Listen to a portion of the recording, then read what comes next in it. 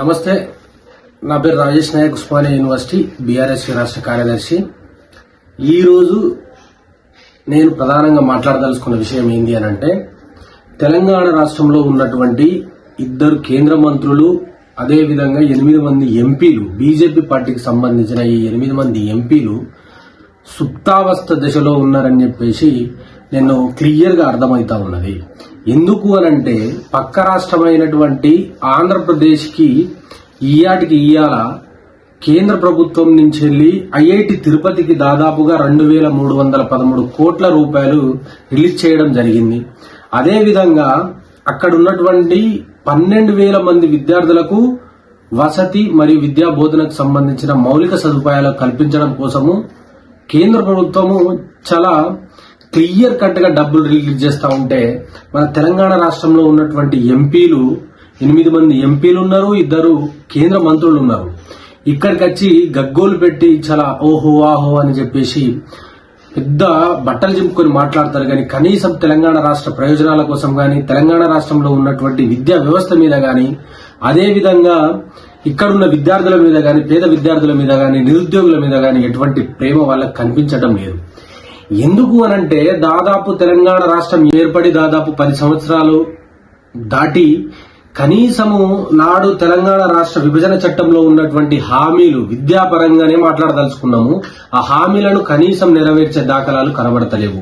మనకు రావాల్సిన tribal university ఎట్లున్నదో తెలుసు, మనకు ఎన్ని డిపార్ట్మెంట్ రన్ చేస్తా ఉన్నదో తెలుసు. అదేవిధంగా ఓ ఐఐఎం లేదు, ఓ ఐఐటి లేదు, ఓ IIIT లేదు. అదేవిధంగా ప్రతి జిల్లాకి కావాల్సిన నవోదయ స్కూల్స్ లేవు. అదేవిధంగా మనకు కావాల్సిన ఐఐఎం, నైసర్ లాంటి ఎటువంటి ఇన్స్టిట్యూట్లు వాళ్ళు ఇయ్యదలుచుకోలేదు, ఇస్తలేరు.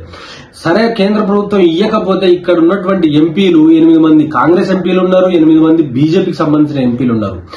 ఏ రోజైనా పార్లమెంట్ లో అడిగిన దాఖలాలు లేవు. మేము ఉస్మానియా యూనివర్సిటీ విద్యార్థి పక్షాన, ఉస్మానియా యూనివర్సిటీ నిరుద్యోగుల పక్షాన, ఉస్మానియా యూనివర్సిటీ విద్యార్థుల పక్షాన ఈ కేంద్ర ప్రభుత్వానికి ఒకటే, అదేవిధంగా ఈ బీజేపీ ఎంపీలకు ఒకటే హెచ్చరించదలుచుకున్నాం. మనకు తెలంగాణ రాష్ట్రానికి రావాల్సినటువంటి సర్వశిక్ష అభియాన్ పేరిట రావాల్సిన ప్రాథమిక విద్య అభివృద్ధి కోసం రావాల్సిన నిధులు కూడా మనకు తగ్గిస్తా ఉన్నారు.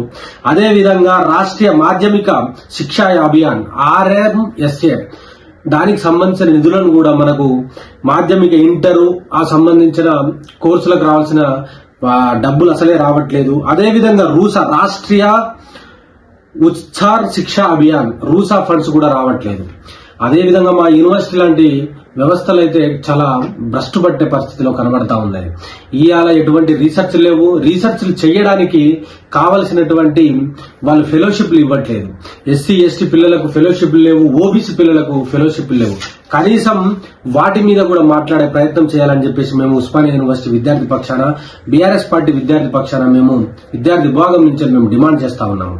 విద్యారంగానికి వీళ్ళు ప్రముఖ ప్రాధాన్యత ఇవ్వాలి. అదే విధంగా డిగ్రీ, PG, PhD చదువుకునే విద్యార్థులకు వీళ్ళు ఫెలోషిప్లు తక్షణమే రిలీజ్ చేయాలని చెప్పేసి మేము మా యొక్క విద్యార్థి విభాగం నుంచి డిమాండ్ చేస్తా ఉన్నాం.